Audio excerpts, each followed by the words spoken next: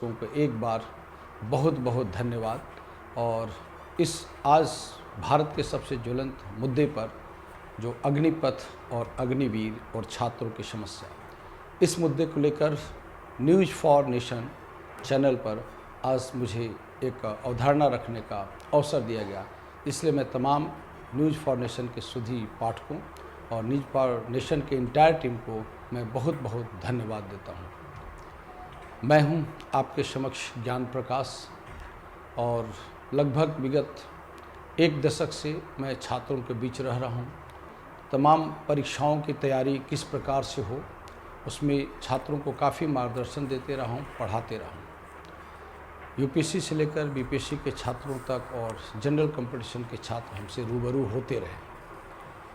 News for nation के इस platform पर आज जिस मुद्दे के ऊपर हम लोग चर्चा करने जा रहे हैं, वो आज न केवल किसी राज्य या किसी प्रांत, बल्कि आज यह मुद्दा पूरे देश के मुद्दे के रूप में ज्वलंत रूप से उपस्थित हो चुका है।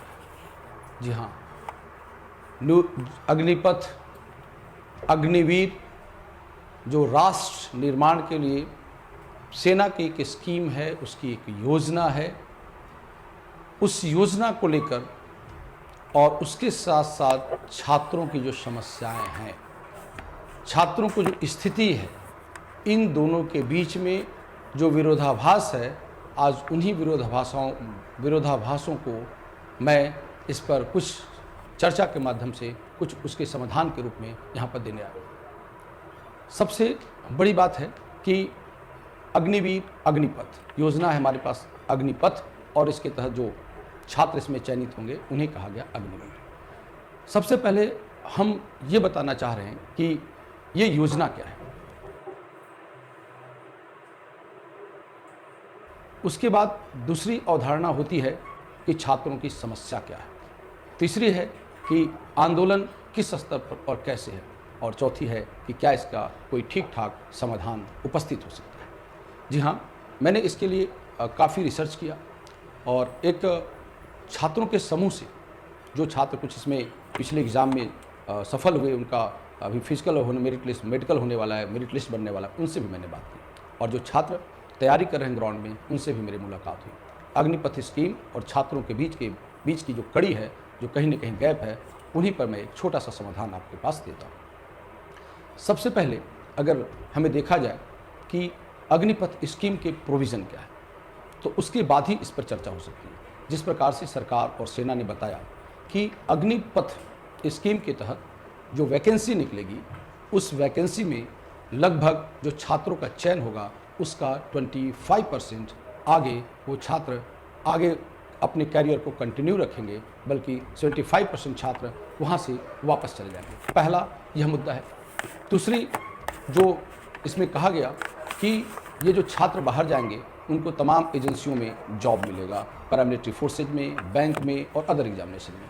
तीसरी चीज़ जो हमारे यहाँ इस मुद्दे को लेकर बताया गया कि छात्रों को 4 साल का वेतन दिया जाएगा और उसके बाद उनके रिटायरमेंट के समय पर 12 लाख रुपये दिए जाएंगे, और भी जो लाभ है उनको देकर एक मुफ्त राशि देकर उन्हें रिटायरमेंट दी जाएगी। तो ये जो मेजर पार्ट था। और पाँचवीं चीज़ है कि इसमें सेना के सभी अंगों में इसको जवानों के भर्ती के रूप में इसको प्रयोग किया जाएगा, खासकर ये जवानों की भर्ती को लेकर। ये आप हमारे पास 3-4 मुद्दे हैं जो सेना की तरफ से बताए। अब इन मुद्दों पर पहले मैं बात करता हूँ, फिर छात्रों के जो मुद्दे हैं उनके ऊपर आता हूँ, जो उनका संशय है, जो उनका पक्ष है, निश्चित रूप से उनके पक्ष को सुना जाना चाहिए। अब जो सेना का जो भ्रांति है इस बीच में, तो पहले मैं बता दूं कि जो भ्रांति में छात्रों का क्या दृष्टिकोण है। छात्रों को ये कहना है कि हम अपने खून पसीने से मेहनत करने के बाद अगर हम आर्मी में ज्वाइन होते हैं, तो मुझे 4 साल के बाद ये कोई सर्टेनिटी नहीं है कि हम उस जॉब में बने रहेंगे और हम बाहर जा सकते हैं। दूसरा, यहाँ पर छात्र ये कह रहे हैं कि जब हम बाहर जाएंगे तो फिर मुझे दूसरी तैयारी के रूप में फिर से हमें प्रतियोगिता परीक्षा या फिर किसी जॉब के प्रति फिर से जाना पड़ेगा, जो कि ऐसे ही जॉब को लेकर काफ़ी अनिश्चितता है। तीसरा, छात्रों का समूह ये कहता है कि अगर वहाँ से हम निकलते हैं तो घर में भी एक संदेश जाएगा कि आपको आर्मी वालों ने निकाल लिया।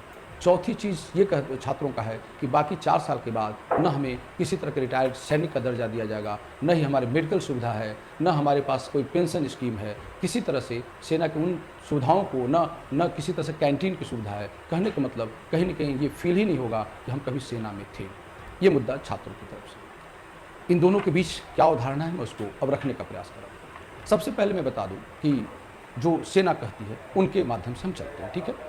इसको मैं विषय वस्तु को, जो कंटेंट है, उस विषय वस्तु के परिप्रेक्ष्य में दे रहा हूँ, जो कि वस्तुनिष्ठ विषय क्या है, इसके प्रोविज़न क्या है। तो सेना का कहना है कि हम जो वैकेंसी निकालेंगे, उसका 25% आगे कंटिन्यू करेंगे। देखिए, मैं यहाँ पे एक चीज़ क्लियर करता हूँ कि सेना का जो स्ट्रेंथ है, लगभग जो हमारी है 14 लाख हमारी सेना की जो कैपेसिटी है, तो सेना हर साल वैकेंसी निकालती थी।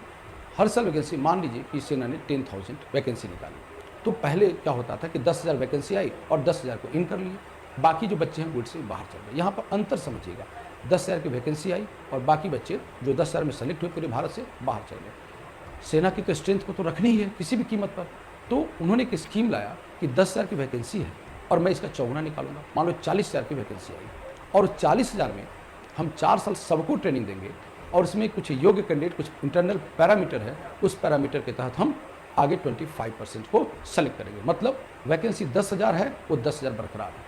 उसके लिए सेना ने ये स्कीम लाया कि बाकी हम इसका 40,000 हम रिक्रूटमेंट लेंगे और उसमें से 25%। यानी कि यहाँ पे कन्फ्यूज़न है। जैसे ये है कि मान लो कि वैकेंसी 10,000 थी, कैपेसिटी 10,000 थी और 10,000 ही वैकेंसी निकालती है, तब 2,500 2,500 स्टूडेंट को अगर आगे कैरी फॉरवर्ड किया था तो यहाँ समस्या थी। तो सेना का यहाँ पर कहना है कि जो बच्चे कंटिन्यू हुए, हमारी जितनी सीट थी वो 25,000, जो हमारी 10,000 सीट थी वो तो कंटिन्यू हो गए, बाकी बच्चों को एक ट्रेंड आर्मी की तरफ से एक ट्रेनिंग मिलेगा और शिक्षा मंत्रालय इग्नू की तरफ सर्टिफिकेट दिया जाएगा और वो फिर बाद में भारत के तमाम सर्विसेज में जाने के योग्य रहेंगे, पैरामिलिट्री फोर्स में। जैसे अभी सरकार ने घोषणा की कि CAPF जो हमारे पैरामिलिट्री फोर्स हैं उसमें उनको 10% रिजर्वेशन दी जाएगी, असम राइफल में 10% रिजर्वेशन दी जाएगी, जिसको लेकर छात्र संतुष्ट नहीं है। तो बाकी वो बैंक में जा सकते हैं, सिक्योरिटी एजेंसी में जा सकते हैं। अगर कुछ भी नहीं करेंगे तो छात्र जो एक मुश्त राशि उनको लगभग 12 लाख और उनके नौकरी पीरियड में जो भी पैसा वो बचा पाते हैं, मान के चलिए कि 20 लाख रुपया भर, वो उससे अपना कोई स्टार्टअप, कोई बिजनेस कर सकते हैं। तो मुझे यहाँ पर एक चीज़ ये लगा कि चलो वैकेंसी भी कंटिन्यू है और जो बच्चे गेट से बाहर चले जाते थे, कम से कम उनको कुछ न कुछ आपको एक अमाउंट, उनकी जॉब, बाद में भी जॉब की गारंटी, ये सब यहाँ पर मिल रही थी, जैसा कि एक प्रोविज़न के तहत तमाम चीज़ों में स्पष्टीकरण दिया गया। ये ठीक भी था कि जो बच्चे गेट से वापस चले गए उनको एक अपॉर्चुनिटी मिलेगी। तीसरी चीज़ जो ये क्लियर है, तीसरी चीज़ इसमें महिलाओं को भी इस वैकेंसी का, जो नेवी में महिलाएं परमानेंट नहीं हो पाती थी, उनको भी अब परमानेंट करने की बात की गई थी।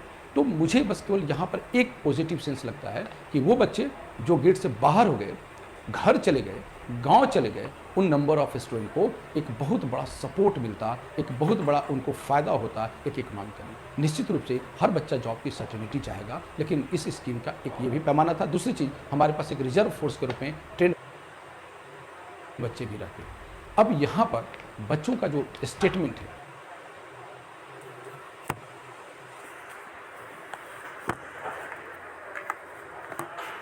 जो कन्फ्यूजन है, तो पहले तो कन्फ्यूजन की ये जो स्कीम लाया गया उसकी पहले लाने के पहले कोई भी चीज़, कॉन्सेप्ट, उसकी अवधारणा, उसकी ग्राफिक, उसका विजुलाइजेशंस हमारे देश की सेना की तरफ से नहीं दिया गया, जो कि पहली गलती थी, जो कन्फ्यूजन की।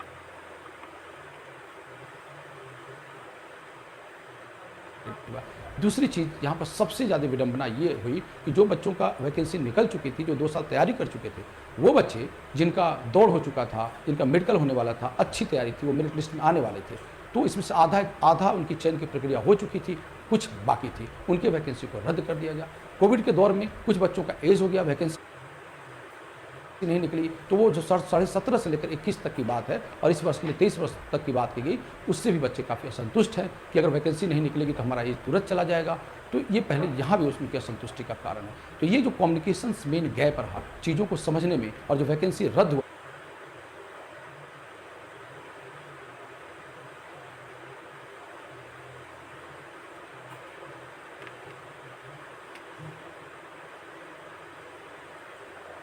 इन तमाम चीज़ों को लेकर छात्रों में बहुत गुस्सा है। निश्चित रूप से इसके लिए एक समाधान देना चाहिए, एक प्रॉपर चैनल के रूप में उनको बताना चाहिए था। जैसे NTPC का एग्ज़ाम हुआ तो रेल मंत्रालय से मंत्रियों ने आकर कहा कि हाँ, इसका समाधान ये हो सकता है। यहाँ पर छात्रों की जो पॉइंट है, सबसे बड़ा पॉइंट ये है कि क्या उनके मन में ये है कि जो 75% छात्र बाहर जाएंगे, वो छात्र की गारंटी क्या है कि पैरामिलिट्री फोर्स में उनको जॉब मिलेगी, क्या उनको प्राइवेट संस्थाओं में जॉब मिलेगी, क्या उनका स्टार्टअप कर सकते हैं, क्या इसमें कुछ और सुधार हो सकता है, किस प्रकार से इंटरनल सिलेक्शन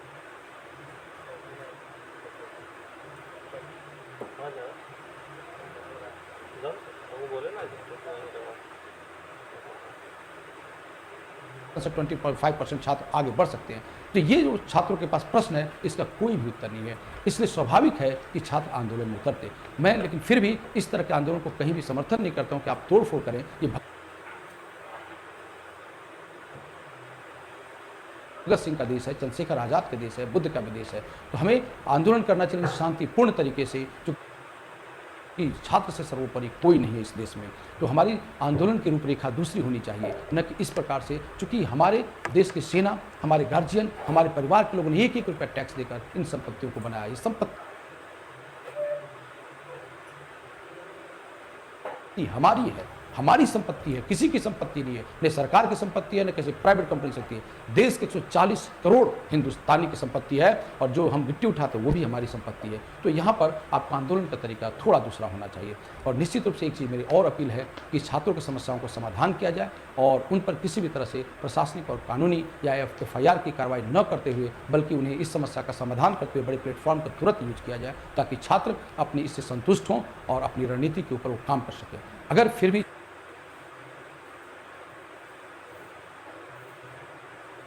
छात्र अगर असंतुष्ट होते हैं, तो तत्काल छात्रों की मांग को देखते हुए तब तक के लिए इस पर रोक भी लगाया जा सकता है, और उनको जब स्पष्टीकरण हो, जब वो क्लियर हो जाए, उनके प्रतिनिधि मिले, उनके क्या रिक्वायरमेंट है, उसको सही समाधान के बाद इस वैकेंसी को फिर से कंटिन्यू किया जाए या निकाला जाए। अंत में मैं वर्डिक्ट यही दूंगा फाइनल, कि योजना अच्छी है, लेकिन इसको किस प्रकार से इम्प्लीमेंट किया गया, बताया गया, इसके लाभ क्या हैं, इससे सभी लोग संतुष्ट नहीं हैं। कुछ चीज़ें छिपी हुई हैं जिसको क्लियर कर सामने लाना चाहिए। एक